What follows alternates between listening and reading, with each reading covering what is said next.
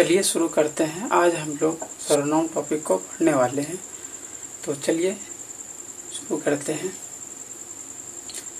तो सर्वनाम कहते किसको है? सबसे पहले ये आता है कि सर्वनाम कहा किसको जाता है? तो संज्ञा के बदले प्रयुक्त होने वाले शब्द को, सर्वनाम कहते हैं। सर्वनाम क्या है? संज्ञा के बदले प्रयुक्त होने वाले शब्द को हम लोग सर्वनाम कहते हैं। देखिए, ये एग्जाम्पल से आपको समझ में आ जाएगा। एग्जाम्पल में लिखा हुआ है कि राम एक अच्छा लड़का है। राम प्रतिदिन स्कूल जाता है। स्कूल से आने के बाद राम खेलने जाता है। देखिए, अब ये सेंटेंस बोलने में अच्छा नहीं लग रहा है, तो इसको हम लोग सही तरीके से कैसे बोलेंगे कि राम एक अच्छा लड़का है, वह प्रतिदिन स्कूल जाता है, स्कूल से आने के बाद वह खेलने जाता है। यानी इसमें क्या हो जाएगा, यहाँ पे ये राम के जगह पे हो जाएगा वह लग जाएगा, यहाँ पर भी राम के जगह पे वह लग जाएगा। देखिए, यही तो सर्वनाम है। यहाँ पे क्या हुआ है, राम एक संज्ञा है, प्रॉपर नाउन है, व्यक्तिवाचक संज्ञा है राम। तो इसके बदले हम लोग वह लिख रहे हैं, तो इसके बदले जो भी प्रयुक्त हो रहा है शब्द, यानी संज्ञा के बदले जो भी शब्द प्रयुक्त हो रहा है उसी को हम लोग सर्वनाम कहते हैं। तो आई होप कि सर्वनाम आपको समझ में आ गया होगा। तो चलिए अब सर्वनाम के भेद हम लोग समझते हैं। तो सर्वनाम के मुख्य रूप से 6 प्रकार के होते हैं सर्वनाम, यानी सर्वनाम के 6 भेद होते हैं। देखिए, पहले नंबर पे आ रहा है अनिश्चयवाचक सर्वनाम, दूसरे नंबर पे निश्चयवाचक सर्वनाम, और तीसरे नंबर पे पुरुषवाचक सर्वनाम, चौथे नंबर पे संबंधवाचक सर्वनाम, और 5वें नंबर पे निजवाचक सर्वनाम, और 6ठे नंबर पे प्रश्नवाचक सर्वनाम। तो देखिए, इसको सीक्वेंस वाइज याद करने के लिए एक ट्रिक देते हैं।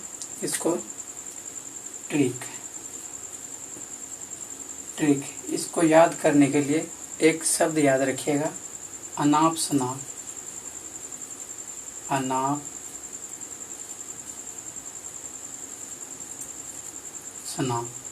देखिए, अनिश्चयवाचक यानी अ, निश्चयवाचक यानी न, उसके बाद पुरुषवाचक यानी प, यहाँ से ये सब मिल रहा है, अनाप हो गया। फिर स, संबंधवाचक स, फिर निजवाचक है, इसको भी नौ से हम लोग लिख सकते हैं, प्रश्नवाचक फिर प। यानी यहाँ से हम लोगों का ट्रिक आ गया अनाप शनाप। ठीक, तो चलिए अब इसके भेद के बारे में पढ़ने वाले हैं। पहला कौन सा है? निश्चयवाचक सर्वनाम। तो चलिए निश्चयवाचक सर्वनाम के बारे में समझते हैं। तो देखिए, अनिश्चयवाचक सर्वनाम में किसको बोलते हैं हम लोग? अनिश्चयवाचक सर्वनाम ये समझिए, तो जिस भी सर्वनाम में किसी भी वस्तु का निश्चित बोध नहीं हो उसको हम लोग अनिश्चयवाचक सर्वनाम कहते हैं। अनिश्चय यानी यहीं से हम लोगों को साफ साफ पता चल रहा है कि अनिश्चय यानी निश्चित नहीं होगा। तो जिस भी सर्वनाम से किसी भी वस्तु का निश्चित बोध नहीं होता है उसको हम लोग अनिश्चयवाचक सर्वनाम कहते हैं। जैसे इसका एग्जाम्पल देखते हैं, जैसे में कोई इसे बोलते हैं कोई आ रहा है, यानी ये क्या हो गया? अनिश्चयवाचक सर्वनाम, नहीं भी आ सकता है। जैसे बोलेंगे कुछ, इसे बोलते हैं कुछ है, यहाँ पे निश्चित नहीं कि है, होगा ही, नहीं भी हो सकता है। कोई, कुछ, ये सब क्या हो जाएगा? अनिश्चयवाचक सर्वनाम। जैसे इसका उदाहरण देखते हैं एग्जाम्पल में, जिससे हम लोग बोलेंगे कोई खेल रहा होगा, कोई खेल रहा होगा। ये कोई निश्चित नहीं है, अनिश्चित है। ये कोई खेल रहा होगा, नहीं भी खेल रहा होगा, ये क्या हो गया? अनिश्चित। ये हो जाएगा अनिश्चयवाचक सर्वनाम। कोई खेल रहा होगा, ये क्या हो गया? अनिश्चयवाचक सर्वनाम। जैसे दूसरे एग्जाम्पल की बात करते हैं, जिसे हम बोलेंगे कि मेरी पत्नी कुछ खा रही होगी।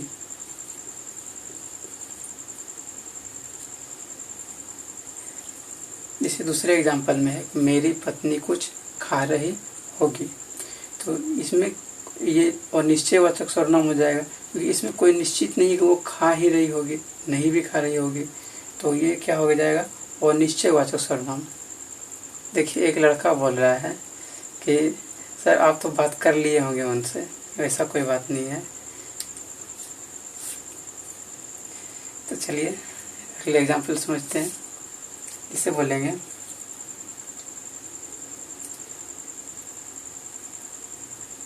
कोई रो रहा होगा,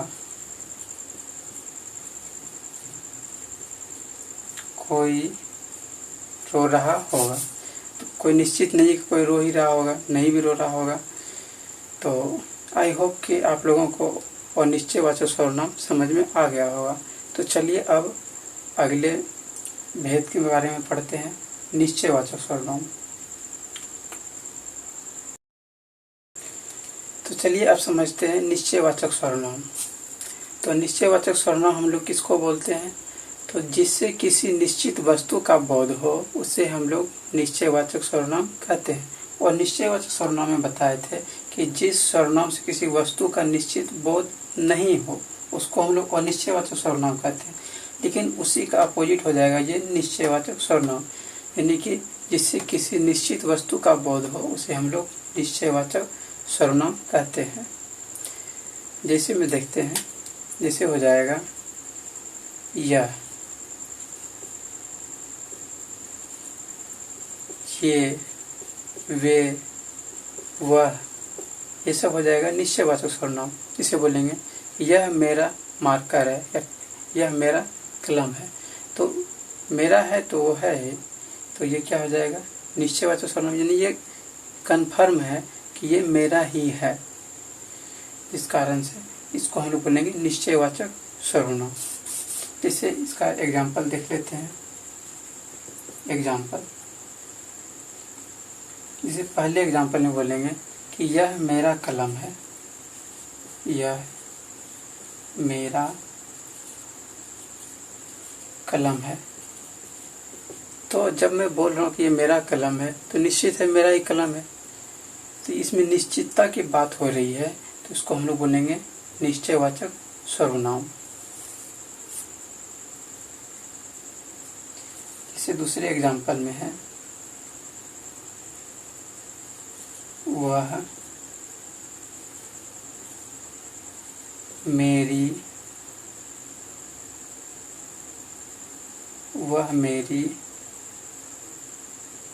पत्नी है, वह मेरी पत्नी है। तो ये निश्चितता की बात हो रही है कि जब मैं बोल रहा हूँ तो वो निश्चित ये होगा ही। बोल रहे अगर वो अपना बात हो रहा, इसमें अपना बात किया जा रहा है कि यह कलम मेरा है, वह मेरी पत्नी है, यानी वो निश्चितता की बात किया जा रहा है इसमें, तो ये हो जाएगा निश्चयवाचक सर्वनाम। इसे अगले एग्जाम्पल को देखते हैं। वह मेरे दोस्त हैं या फिर वे मेरे दोस्त हैं, वे मेरे दोस्त हैं। तो इसमें भी निश्चितता की बात हो रही है, इसको भी हम लोग निश्चयवाचक सर्वनाम कहते हैं। तो चलिए एक बार फिर से इसको देखते हैं। निश्चयवाचक सर्वनाम इसमें आ जाएगा यह, ये, वे, वह, ये सब आ जाएगा निश्चयवाचक सर्वनाम में। तो इसका एग्जाम्पल देखते हैं। यह मेरा कलम है, यह मेरा कलम है या फिर यह मेरा मार्कर है, यह मेरा कार है। ये जैसे ये सब बात कर रहे हैं तो ये क्या हो रहा है, निश्चितता की बात हो रही है, ये मेरा है ही, तो ये हो जाएगा निश्चयवाचक सर्वनाम। तो आई होप कि निश्चयवाचक सर्वनाम भी आप लोगों को समझ में आ गया होगा। तो चलिए अब अगले सर्वनाम पुरुषवाचक सर्वनाम पे चलते हैं।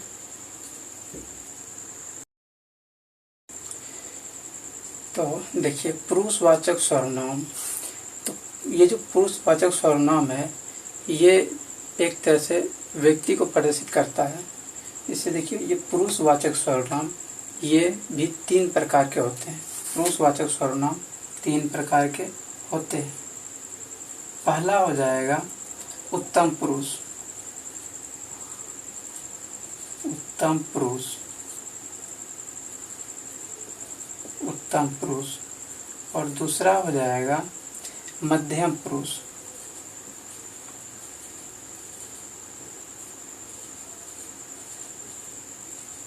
मध्यम पुरुष। और तीसरा हो जाएगा अन्य पुरुष।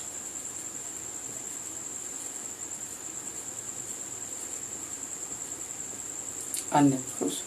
अब देखिए, जैसे हम लोग किसी से बात करते रहते हैं, जैसे कि मान लेते हैं कि हम आपसे किसी के बारे में बात कर रहे हैं। जैसे हम आपसे किसी सोनू नाम का लड़के से हम लोग बात कर रहे हैं, यानी कि उसके बारे में हम लोग बात कर रहे हैं। यानी हम आपसे बात कर रहे हैं, किसके बारे में बात कर रहे हैं? सोनू के बारे में बात कर रहे हैं। तो मैं बात कर रहा हूँ, बात कौन कर रहे हैं? मैं कर रहा हूँ बात। मैं क्या हो जाऊँगा? उत्तम पुरुष। मैं हो जाऊँगा उत्तम पुरुष। बात कौन? मैं कर रहा हूँ, मैं हो जाऊँगा उत्तम पुरुष, मैं। और सुन कौन रहे हैं? आप सुन रहे हैं, तो आप हो जाएंगे मध्यम पुरुष। तुम या फिर आप हो जाएंगे मध्यम पुरुष। और जिसके बारे में बात कर रहे हैं, किसके बारे में बात कर रहे हैं? सोनू के बारे में बात कर रहे हैं, तो सोनू क्या हो जाएंगे? अन्य पुरुष। सोनू हो जाएंगे अन्य पुरुष। या फिर सोनू की जगह पे हम लोग वह बोल सकते हैं, वह। तो वो कौन हो जाएंगे? अन्य पुरुष। चलिए इसको फिर से समझते हैं। पुरुषवाचक सर्वनाम जो है ये भी 3 प्रकार का होता है। पहला उत्तम पुरुष, दूसरा मध्यम पुरुष, तीसरा अन्य पुरुष। तो जैसे हम लोग किसी से बात कर रहे होते हैं, जैसे मैं अभी आपसे बात कर रहा हूँ एक सोनू नाम के लड़के के बारे में, तो मैं बात कर रहा हूँ, तो मैं क्या हो जाऊँगा? उत्तम पुरुष। लेकिन सुन कौन रहे हैं? आप सुन रहे हैं, तो आप हो जाएंगे मध्यम पुरुष। लेकिन हम लोग बात किसके बारे में कर रहे हैं? सोनू के बारे में, तो सोनू क्या हो जाएंगे? अन्य पुरुष। या फिर उसको हम लोग वह भी बोल सकते हैं, यानी सोनू हो गए अन्य पुरुष। तो आई होप कि पुरुषवाचक सर्वनाम भी आप लोगों को समझ में आ गया होगा। तो चलिए अब अगले सर्वनाम संबंधवाचक सर्वनाम के बारे में हम लोग देखते हैं। तो चलिए संबंधवाचक सर्वनाम को हम लोग समझते हैं। तो संबंधवाचक सर्वनाम क्या होता है? तो जब एक सर्वनाम दूसरे सर्वनाम के साथ संबंध स्थापित करता है तो वहाँ संबंधवाचक सर्वनाम कहलाते हैं। जैसे एग्जाम्पल में देखते हैं। जैसे हो जाएगा कि जो करेगा वो भरेगा। देखिए, एक सर्वनाम दूसरे सर्वनाम से संबंध स्थापित कर रहे हैं। जो करेगा वो भरेगा, दोनों संबंध स्थापित हो रहा है। इसको हम लोग बोलेंगे संबंधवाचक सर्वनाम। इस एग्जाम्पल में हो जाएगा जो करेगा वो भरेगा। ये हो जाएगा संबंधवाचक सर्वनाम, क्योंकि दोनों सर्वनाम एक दूसरे से संबंध स्थापित कर रहा है। इसे दूसरे एग्जाम्पल की बात करते हैं। तो दूसरे एग्जाम्पल में इसे बोलेंगे कि जो पढ़ेगा वो पाएगा। जो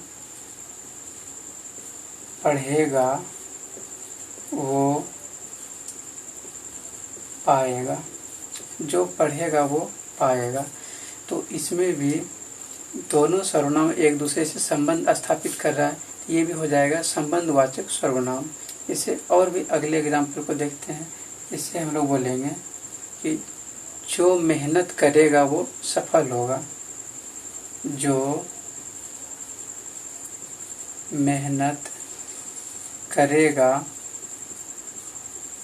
वो सफल होगा।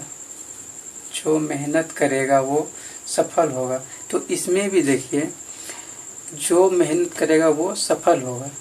तो जो और वो, इसमें भी दोनों सर्वनाम में संबंध स्थापित कर रहा है, तो ये भी हो जाएगा संबंधवाचक सर्वनाम। तो आई होप कि संबंधवाचक सर्वनाम भी आप लोगों को अच्छी तरह से समझ में आ गया होगा।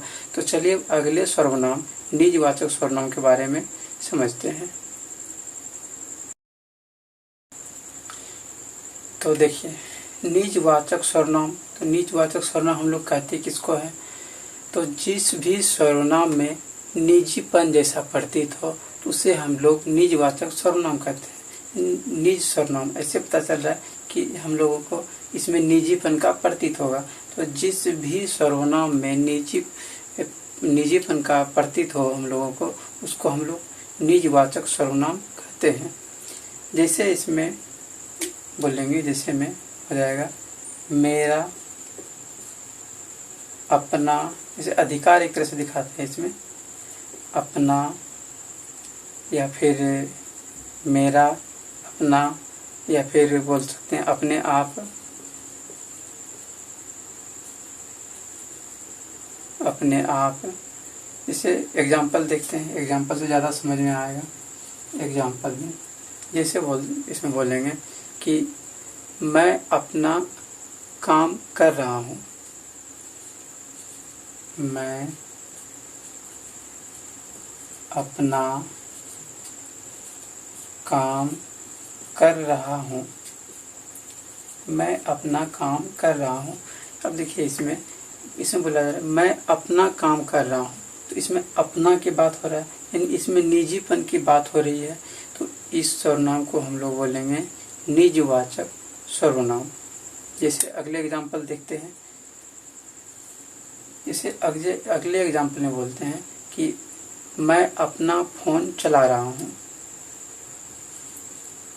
मैं अपना फोन चला रहा हूँ। तो इसमें भी देखिए निजीपन की बात हो रही है। अपना बोले, अपना फोन है, तो इसमें निजीपन की बात हो रही है। जब मन होगा चला सकते हैं। तो निजीपन जिसमें भी हो, जिस सर्वनाम में निजीपन की बात हो रही हो, उसको हम लोग निजवाचक सर्वनाम कहते हैं। जैसे और भी एग्जाम्पल ले सकते हैं कि मैं अपना घर बना रहा हूँ, तो इसमें भी अपना की बात हो रहा है।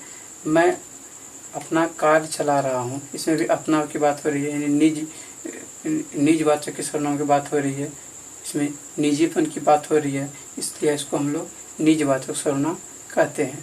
तो आई होप कि निजवाचक सर्वनाम भी आप लोगों को अच्छी तरह समझ में आ गया होगा। तो चलिए अब अगले सर्वनाम प्रश्नवाचक सर्वनाम के बारे में समझते हैं।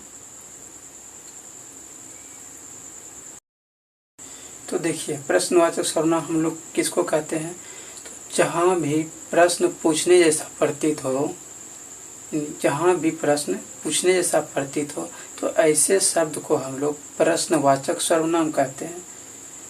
जैसे में बोल सकते हैं कि तुम क्या कर रहे हो, तुम क्या कर रहे हो, इसमें हम क्या कर रहे हैं, इसमें प्रश्न पूछ रहे हैं आपसे, इसमें हम क्या कर रहे हैं, आपसे प्रश्न पूछ रहे हैं कि तुम क्या कर रहे हो। तो इसमें प्रश्न पूछने की बात आ रही है, इसको हम लोग प्रश्नवाचक सर्वनाम कहेंगे। इस एग्जाम्पल में देखते हैं,